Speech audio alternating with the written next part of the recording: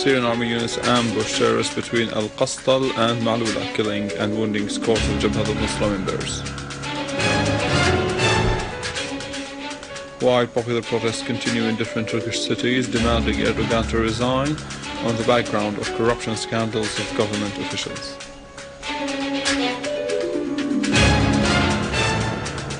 And the Austrian Courier newspaper says the government of Justice and Development Party in Turkey is threatened of divisions because of Erdogan's corrupt administration.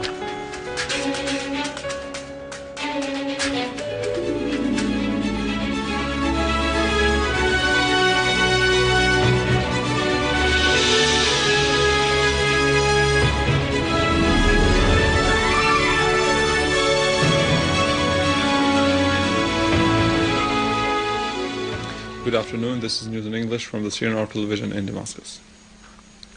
Russian Foreign Ministry called on all sides concerned to pressure the armed groups in Syria who escalate their terrorist attacks to force them to allow the delivering of humanitarian aid to the affected civilians. Alexander Lukashevich, the Russian Foreign Ministry spokesperson, said that the intensity of the armed conflict in Syria, basically instigated by the terrorist attacks and brutal acts of the armed men, don't give any indications to the possibility of their retreat. So Russia stresses on the effort regarding the humanitarian field, aiming at easing the suffering of the Syrians, adding that Russia calls on all partners to pressure the Syrian opposition to guarantee the free delivery of humanitarian aid to the affected persons. Meanwhile, experts from Syria, Russia, China, the United States, the United Kingdom, Norway and Denmark agreed to cooperate on transporting the chemical weapons from Syria. Director of the Disarmament and Security Department at the Russian Foreign Ministry, Mikhail Ulyanov, said that everything went well. We agreed on coordinating maritime efforts on the transport of chemical weapons out of Syria to the international waters. Ulyanov said that Damascus' stance was constructive as it allowed Danish and Norwegian ships to enter its territorial water as to complete the transportation of chemical weapons.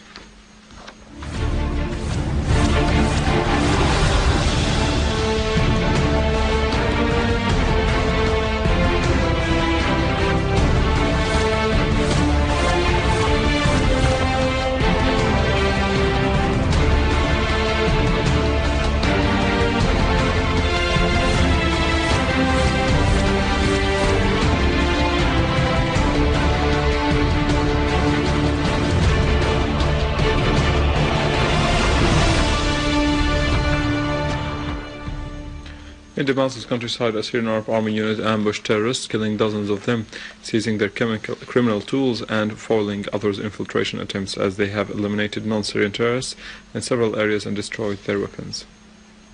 In Damascus Countryside, an army unit ambushed and killed dozens of terrorists affiliated to Jabhat al Nusr between the areas of Malula and Al-Qastal, and 80 terrorists were killed while dozens were injured. Many of the killed terrorists were Egyptians, Saudis, Libyans and Pakistanis.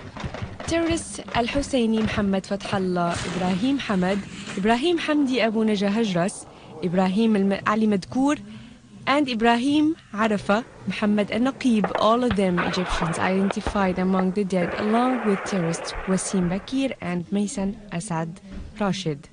A field commander said that terrorists' weapons, including RPG launchers, FAL sniper rifles, explosive belts, rocket launchers and machine guns, were confiscated. Meanwhile, a military source said that the army units eliminated dozens of terrorists in the eastern Al-Ghouta in Damascus Countryside, as another army unit clashed with terrorists in the city of Douma and killed a number of them. Among the killed terrorists were Mahdi al-Anzi and Salim al-Shumari, whereas 2 vehicles loaded with weapons and ammunition were destroyed in the area of Al-Hajariye.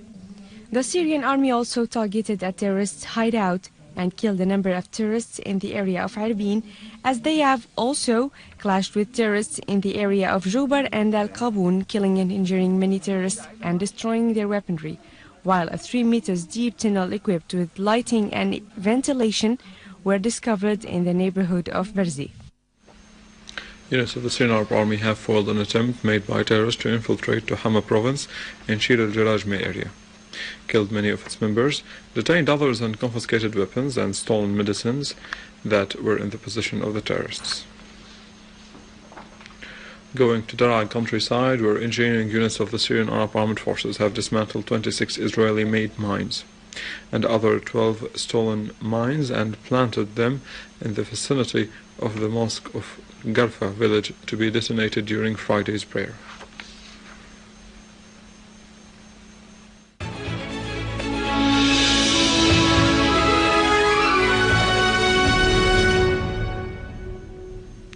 Dr. Muhammad Tawfiq al-Bujayrami passed away aged 75, leaving behind a great and rich legacy in various literary and journalistic domains. More about the deceased in the following.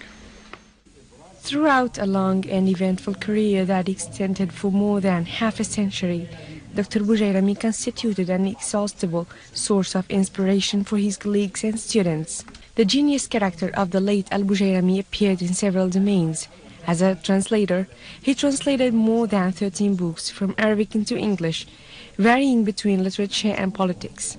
As a journalist, he started working in the Syrian TV in 1966 and remained as an example of a successful editor and presenter who left lasting imprints through his various programs. The most famous was Jokes from the World. The program started to be transmitted on the Syrian TV since 1966 and lasted until 1971. It was also resumed in 1980, following the return of Dr. Bujayrami from Sheffield after obtaining his PhD. He was also worked as chief editor of English news bulletins since 1966. The Syrian and Arab people have also known Dr. Bujayrami as a talented actor who played roles in historical drama, especially TV and radio series that shed light on outstanding Arab literary figures. Born in Palestine in 1938, the late al-Bujayrami obtained a PhD in English literature from Sheffield University in UK in 1980. Earlier, he got the MA in African Literature in 1974 from the same university. He worked in teaching poetry, literary criticism, translation and comparative literature at the Department of English Language at Damascus University. He also supervised several MA and PhD theses. Dr. Bujayrami's death constitutes a grave loss to Syrian and Arab people nationwide, and he will always remain alive in the hearts and minds of Syrian and Arab people. Turkey is still witnessing wide popular demonstrations calling for Erdogan's government to resign against the backdrop of the involvement of officials and ministers in scandals of corruption and bribery, with its many parts are being unfolded. Thousands of Turks gathered in the city of Izmir to protest against the corruption practiced by Erdogan's government, but the police blocked the road leading to the Bismana area.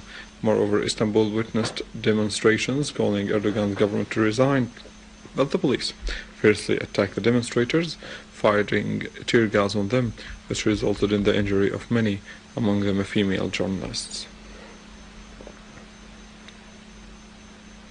With this, we end our news for today. For more details about Syria and the region, and to view this bulletin again, you can visit our website in English, www.syriaonline.sy. Now to the latest in the world of business and market news, but after the break in our economic news.